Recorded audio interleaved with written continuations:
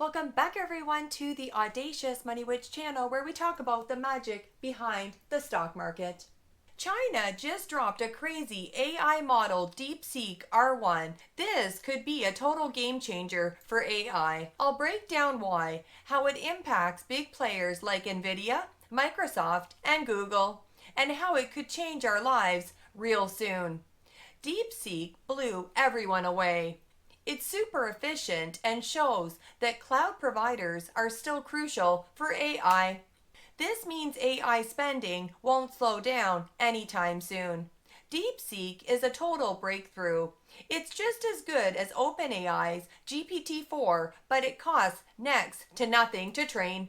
It was trained super fast and they used older Nvidia GPUs that are now banned. This is huge. It could totally disrupt the AI market.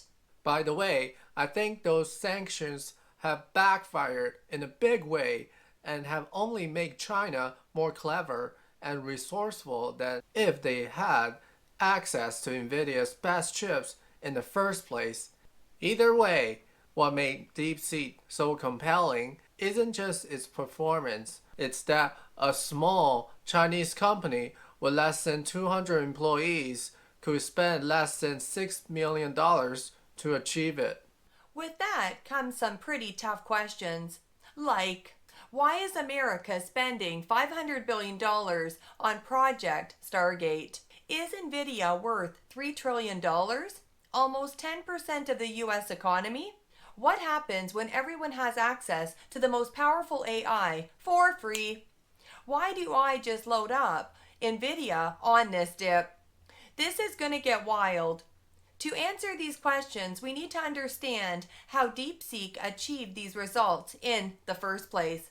Without a doubt, this is a monumental shift in AI. What's real is its performance. We don't have to trust DeepSeek or the Chinese on that. This is an open source model, so we can see inside of it and compare it using third-party benchmarks. It is just as impressive as people say it is. Not only was it cheaper and quicker to build, but it's also cheaper and more efficient to run. So developers are adopting it en masse, as well as American consumers, pushing it to the top of the App Store charts and dethroning ChatGPT. Late last year, model advancements stalled, and a new race took off in reasoning, or the inference phase. And that was DeepSeek's opening to essentially jump to the frontier and build off what those American companies already achieved. And this is key, it open sourced it. And there are many in the technology sphere, founders, CEOs, venture capitalists who say this is a really good development, that DeepSeek essentially did what OpenAI was supposed to do all along: create an open source model, democratize AI. That's what DeepSeek did. It is so ironic that that came from a Chinese company. Anything vaguely related to artificial intelligence was smashed on Monday after investors spent the weekend frantically Googling DeepSeek R1, the low-cost Chinese AI model released last week. The new generative AI model, which claims performance on a comparison with OpenAI's latest, stuck a knife into two beliefs that have come to dominate investment in the past 2 years. First, that AI needs massive amounts of new infrastructure, energy, and microchips, mostly from Nvidia. And second, that the winners of AI will be the dominant American technology companies.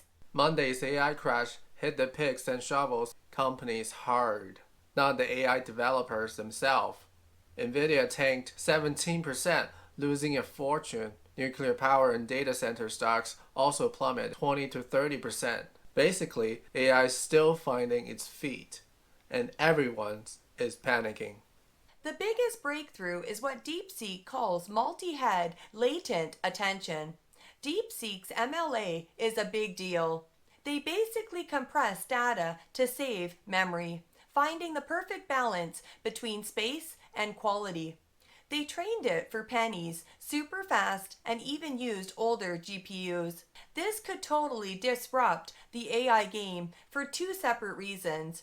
First reason that AI models need to run on tens of thousands of GPUs at once is because transform, store a huge amount of tokens in memory, way more memory than what's on a single GPU. So this MLA system provides a massive boost in memory efficiency, which means the model needs fewer GPUs overall. Second, compressing the data first means that DeepSeek model itself is only learning on the actual important parts of the data, since all the noisy parts just got thrown out. During compression, none of the computational capacity is wasted on useless data, which provides a huge boost to the model's performance. They also use some crazy optimization techniques. All this adds up to a 45 times efficiency boost, making their API way cheaper than OpenAI or Anthropic. Okay. Black people, on the other hand, a lot more straightforward. Black people just tell you exactly how much money they spent on something. It's great. You guys seen it? Like my black friends or even like rappers, right? They love to brag. They're like, this car, 80,000. My mama's house, 500,000. This chain, $1 million, man. I'm like, okay, you clearly don't have your priorities straight. But I appreciate the honesty. Asian people, on the other hand, we do the exact opposite. We love to brag about how little money we spent on something.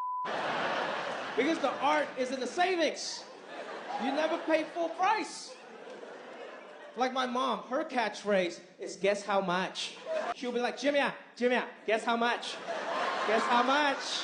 I'm like, Mom, I don't know, it's a very nice watch, like $5,000. And she was like, no, it's $200. Yet, it is hard to believe that prices had run up so much purely on the back of smart investors plugging growth estimates into their spreadsheets and valuing the resulting cash flows.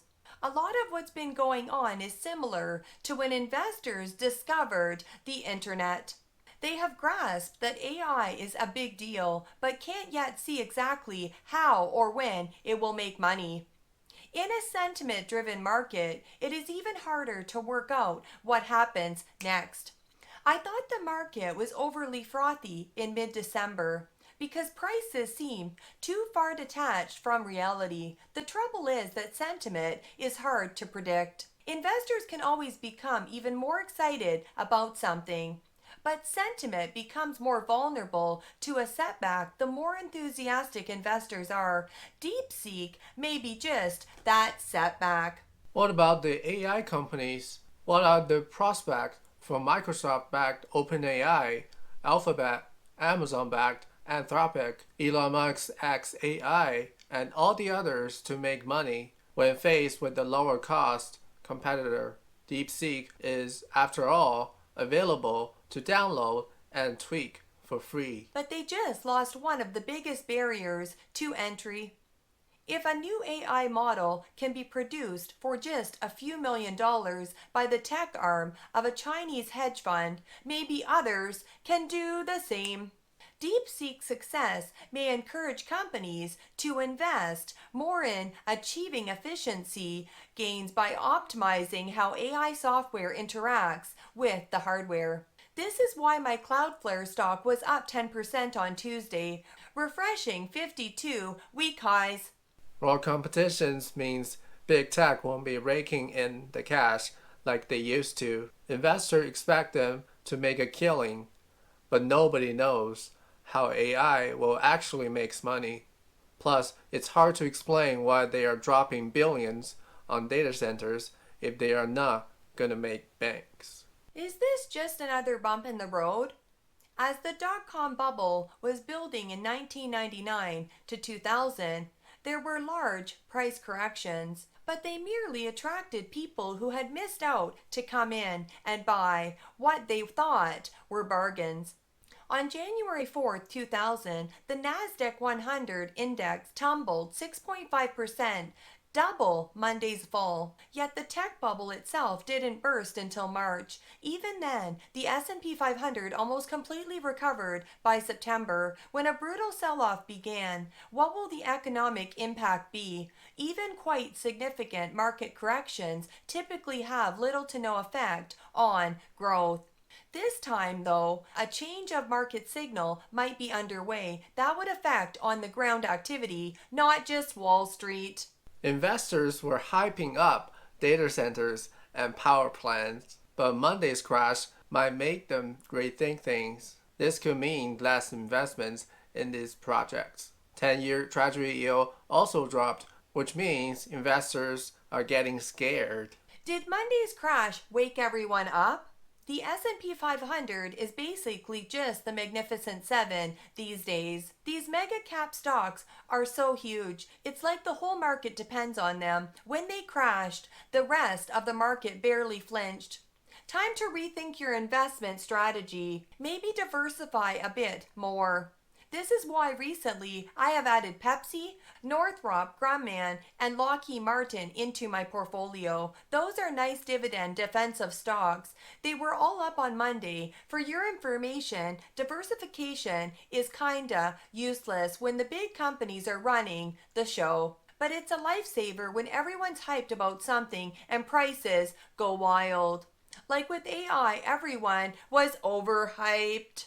When Nvidia got absolutely wrecked on Monday, down 17%, I was there buying the dip. Nvidia lost mind-blowing $593 billion in market value, a record-breaking drop. Germany's AMD was down 6% on Monday without any sign of recovery on Tuesday. Very sad.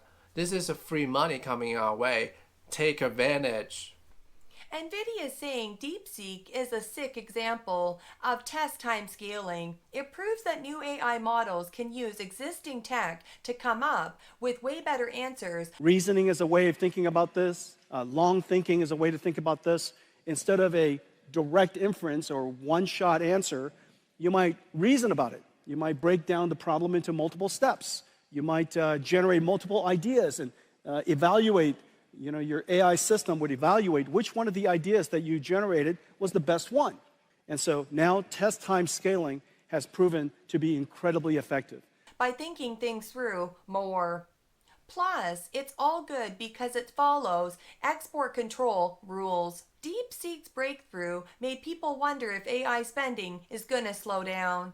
DeepSeek relies on other AI models, so cloud providers are still needed. This means AI spending isn't going anywhere. It's gonna keep booming. Just as I say, as the liquidity is still rising close to the peak, the AI train is not stopping. This new Chinese AI model might be more efficient, but demand for GPUs is still insane. Mega tech companies are still scooping up all the chip they can get. This is why Wall Street can't underestimate China anymore.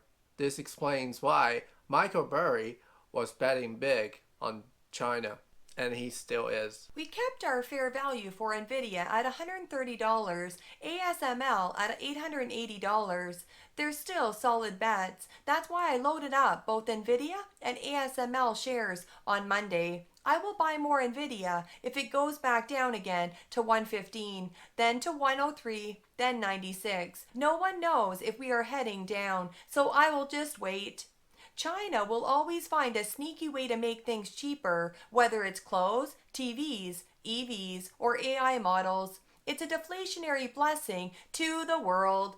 Embrace it. It doesn't mean U.S. company will spend less. It just means consumers will be able to get more. So thank you so much, China. The saving grace for the bulls, though, and what I hear from my network in Silicon Valley is that it's highly unlikely that American AI players are going to scale back their spend, those billions and billions of dollars. The race only got that much more important, and the pressure to stay ahead has intensified, and the American companies, they're going to continue to throw money at this because it's existential for them.